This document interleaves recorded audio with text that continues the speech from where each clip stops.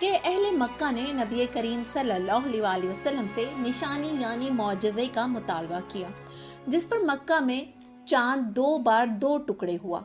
इस इस पर सूरह अल कमर की आयत 1 और 2 नाजिल हुई।